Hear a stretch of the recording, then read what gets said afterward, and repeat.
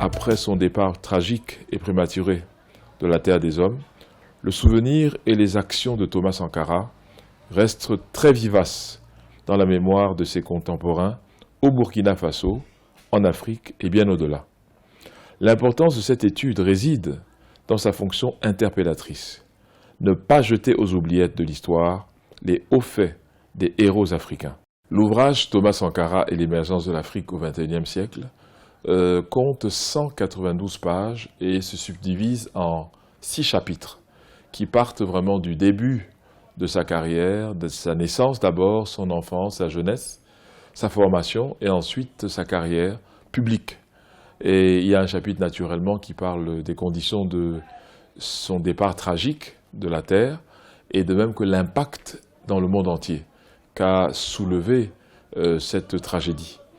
Enfin, il y a un chapitre sur le XXIe siècle. Comment se fait-il que quelqu'un qui est décédé en 1987 peut avoir un impact sur le XXIe siècle? Il est donc montré dans le livre comment est-ce que l'action de Thomas Sankara, sa vision, sa philosophie et sa manière de vivre, sa manière de diriger un pays est vraiment porteuse des impératifs du XXIe siècle. Le message principal, c'est qu'on peut être au service, comme l'a montré Thomas Sankara, des plus démunis, des plus faibles et des plus désemparés. Et qu'en fait, en se mettant ensemble, selon la philosophie africaine communautaire, on peut bâtir tout et on peut se sortir des situations les plus difficiles quand on décide de se mettre ensemble, de mettre le bien commun au service de la communauté, au service de l'ensemble des populations.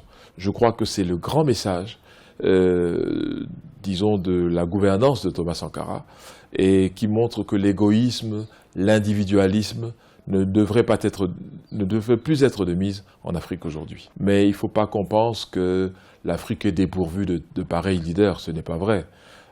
Et quand il y en a, il est bon d'en parler et il est bon que le monde entier le sache également. L'idée du livre, comme de mes livres précédents, j'en ai écrit un sur Vie et mort de Muammar et Kadhafi, quelle leçon pour l'Afrique. L'autre livre, c'est Nelson Mandela, un exemple pour l'humanité. Tous ces livres aux éditions Afrique Éveil, comme celui-ci aussi est aux éditions Afrique Éveil, publié à Yaoundé. Eh bien, ce qui inspire tous ces ouvrages, c'est que nos enfants et les enfants de nos enfants, qu'on ne leur dise plus qu'ils n'ont pas d'exemple africain.